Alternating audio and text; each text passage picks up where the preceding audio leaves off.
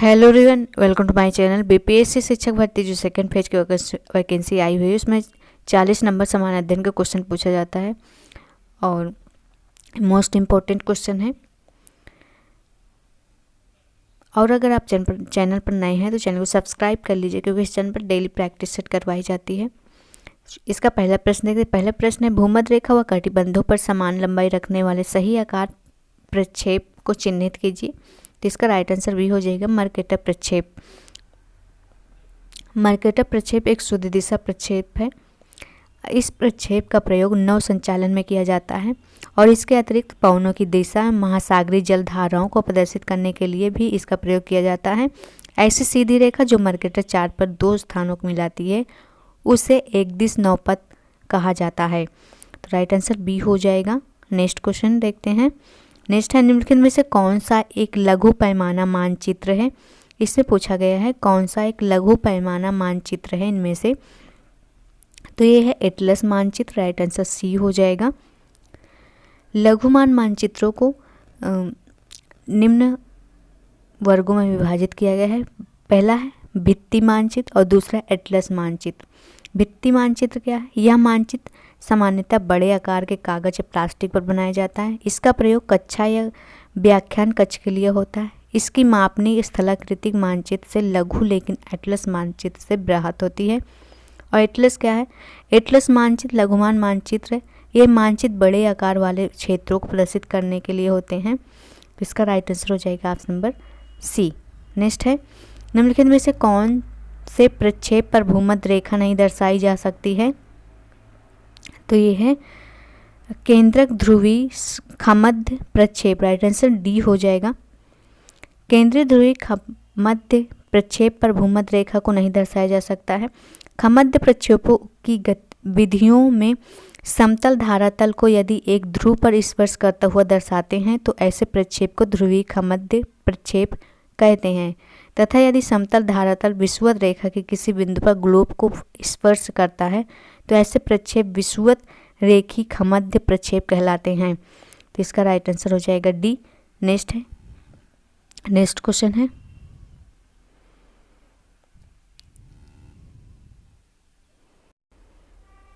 Next question है, भूमध्य रेखा पर देशांतर की दूरी है। इसमें दिया गया है भूमध्य रेखा पर देशांतर की कितनी दूरी है पूछा गया है। तो ये है 111.32 किलोमीटर। तो इसका राइट आंसर हो जाएगा ऑप्शन नंबर ए। भूमध्य रेखा की लंबाई 40,076 किलोमीटर है जिसको 360 देशांतर रेखाएं काटती हैं। इस प्रकार भूमध्य रेखा पर एक के अंतराल पर दो देशांतरों के मध्य की दूरी 40,076 प्रति 360 देशांतर अर्थात 111.32 किलोमीटर है। दो देशांतरों के मध्य सर्वाधिक दूरी भूमध्य रेखा पर होती है। तो इसका राइट आंसर हो जाएगा option number A. Next question है, भारत में निम्नलिखित प्रव्रजन प्रवाह में से किस में पुरुष प्रव्रजन से अधिक स्त्री प्रव्रजन होता है। तो ये होता है गांव से गांव में। राइट आंसर हो जाएगा ऑप्शन नंबर ए। गांव से गांव प्रव्रजन प्रवाह में भारत में पुरुष प्रव्रजन की अपेक्षा स्त्रियों का प्रव्रजन अधिक होता है। यह प्रवास मुख्य रूप से कृषि प्रधान अर्थव्यवस्था वाले देशों में होता है। इस प्रवास का एक कारण महिलाओं का विवाह भी है। तो इसका राइट आंसर हो जाएगा option number A. Next question, next question है, यह सिद्धांत की जनसंख्या की वृद्धि गुणोत्तर श्रेणी से होती है जबकि खाद्य सामग्री के उत्पादन में समांतर श्रेणी से वृद्धि होती है। तो ये किससे संबंधित है पूछा गया है। तो ये संबंधित है टी.आर. माल्थस से। राइट आंसर हो जाएगा ए। टी.आर. माल्थस के सिद्धांत के अनुसार जनसंख्या की वृद्धि गुणोत्तर श्रेणी से होती है जबकि खाद्य सामग्री के उत्पादन में समांतर श्रेणी से वृद्धि होती है। तो इसका राइट आंसर हो जाएगा option number A. Next question है, जनसंख्या वृद्धि के स्वरूप में एक दीर्घ कालावधि में घटित क्रमिक परिवर्तन को कहा जाता है। तो इसे क्या कहा जाता है? इसे कहा जाता है जनांकिकी संक्रमण। राइट आंसर हो जाएगा option number B. Next question है, नेक्स्ट क्वेश्चन दिया है, नगरीय गांव प्रायः पाए जाते हैं, नगरीय गांव प्रायः पाए जाते हैं, तो पाए जाते हैं यूएसए में। Right answer option number C हो जाएगा। इन्हें ग्रामीण नगर भी कहा जाता है।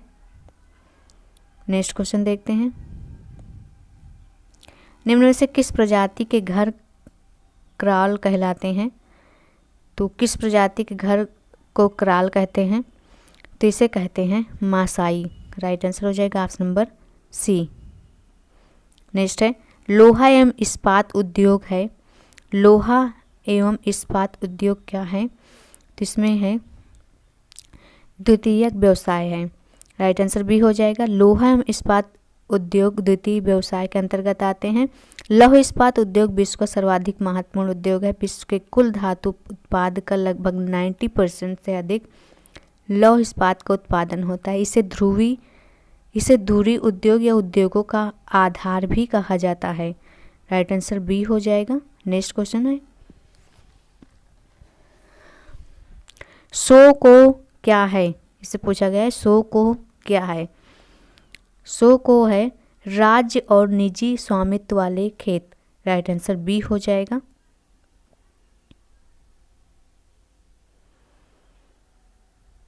सॉरी, इसका जो राइट आंसर सो को जो है राज्य के स्वामित्व वाले खेत हो जाएंगे। Right answer option number C हो जाएगा। क्या हो जाएगा? राज्य के स्वामित्व वाले खेत।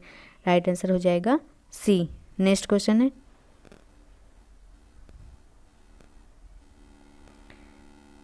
क्वेश्चन नंबर 12 देखते हैं।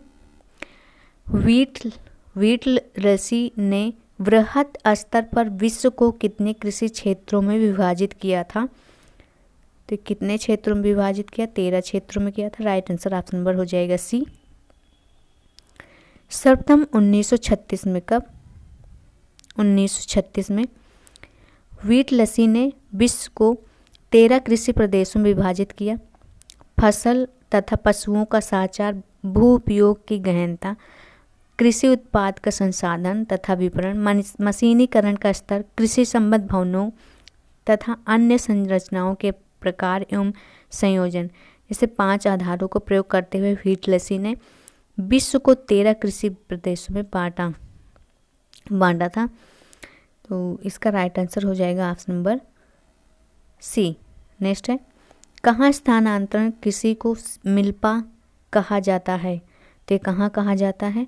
मध्य अमेरिका में कहा जाता है। राइट आंसर ए हो जाएगा। कृषि के स्थानांतरण कृषि को मिल्पा कहा जाता है, तो कहाँ कहा जाता है? मध्य अमेरिका में कहा जाता है।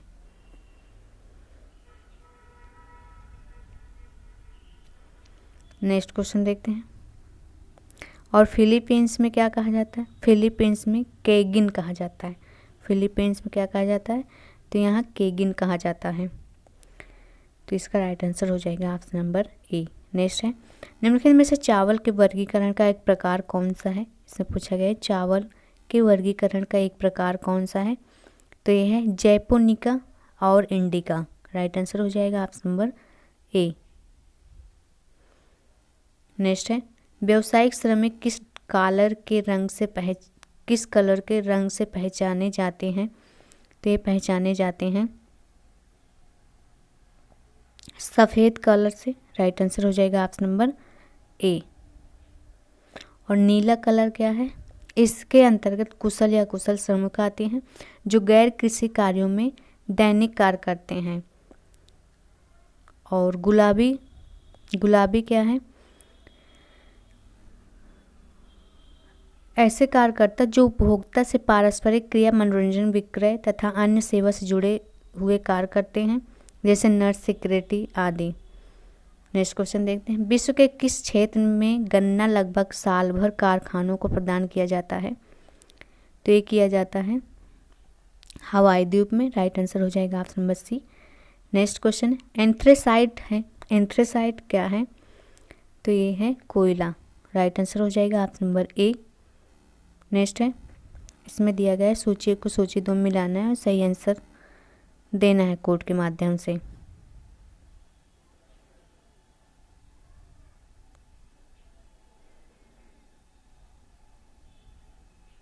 तो इसका मिलान कर लेते हैं। चीन का हो जाएगा सेंसी, एक खनिज है और खनिज का स्थान है, तो चीन के खनिज का स्थान क्या है, सेंसी है। और जर्मनी का क्या है, जर्मनी का सार है। यूक्रेन का क्या है, डोनेट्स बेसिन है। संयुक्त राज्य अमेरिका का है पेंसिल्वेनिया, राइट आंसर हो जाएगा 1 का 3rd, 2 का 2, राइट आंसर ऑप्शन में सी हो जाएगा। नेक्स्ट क्वेश्चन है, विश्व का सबसे व्यस्ततम बंदरगाह है, विश्व का सबसे व्यस्ततम बंदरगाह कौन सा है, तो ये है संघाई, राइट आंसर हो जाएगा बी। नेक्स्ट क्वेश्चन देखते हैं, मुंबई कोलकाता रेल मार्ग पश्चिमी घाट के कौन से दर्रे से होकर गुजरता है, तो ये थाल घाट से होकर गुजरता है, राइट आंसर बी हो जाएगा। थालघाट दर्रा महाराष्ट्र राज्य में पश्चिमी घाट की श्रेणियों में स्थित है। नेक्स्ट क्वेश्चन देखते हैं, निम्नलिखित में से कौन सा सही नहीं है पूछा है, तो कौन सा सही नहीं है, कांडला खंभात की खाड़ी में स्थित है, तो इसका राइट आंसर हो जाएगा कांडला जो है वो गुजरात का आंतरिक पत्तन है जो कच्छ की खाड़ी में स्थित है, ना कि खंभात की खाड़ी में स्थित है। तो कहाँ है, कच्छ की, कहाँ है ये, कच्छ की खाड़ी में है, तो इसका राइट आंसर हो जाएगा ऑप्शन नंबर बी। नेक्स्ट है, भारत का सबसे बड़ा बंदरगाह है, भारत का सबसे बड़ा बंदरगाह कौन सा है, तो ये है मुंबई में, राइट आंसर हो जाएगा ऑप्शन नंबर बी। मुंबई बंदरगाह सालसेट द्वीप पर स्थित है, यह देश का सबसे बड़ा बंदरगाह है। सभी बंदरगाहों से होकर होने वाले कुल कारोबार का 20% से ज़्यादा कारोबार इसी बंदरगाह से होता है। नेक्स्ट क्वेश्चन है, निम्नलिखित में से कौन सा युग महान हिम युग के लिए जाना जाता है, तो कौन सा युग जाना जाता है, ये जाना जाता है प्लीस्टोसीन, राइट आंसर बी हो जाएगा। नेक्स्ट है, कोनार्ड विच्छिन्नता निम्नलिखित में से किसके बीच पाई जाती है, कोनार्ड विच्छिन्नता किसके बीच पाई जाती है, तो ये पाई जाती है ऊपरी क्रस्ट और निचली क्रस्ट में, राइट आंसर हो जाएगा option number B. Next question है, कास्ट मैदान उदाहरण है, किसका उदाहरण है, यूगोस्लाविया का मैदान, राइट आंसर हो जाएगा ए। नेक्स्ट है, निम्नलिखित में से कौन स्थलाकृति नदी के अपरदनात्मक कार्य से निर्मित नहीं होती है, तो ये निर्मित नहीं होती है प्राकृतिक तटबंध से, राइट आंसर हो जाएगा ऑप्शन नंबर सी। नेक्स्ट है, रेगिस्तानी भागों में पर्वतों से घिरी बेसिन को कहा जाता है, तो इसे क्या कहा जाता है, बेसिन को, इसे कहा जाता है बाल्सन, राइट आंसर हो जाएगा डी। नेक्स्ट क्वेश्चन है, निम्नलिखित में से किस गैस का पृथ्वी के वायुमंडल में आयतन के आधार पर न्यूनतम प्रतिशत है, तो ये है हाइड्रोजन का, राइट आंसर हो जाएगा ऑप्शन नंबर सी। नेक्स्ट है, हाइड्रोमीटर या हाइग्रोग्राफ का उपयोग किया जाता है, तो किसके लिए किया जाता है, तो ये किया जाता है आर्द्रता मापन के लिए, राइट आंसर हो जाएगा सी। नेक्स्ट क्वेश्चन है,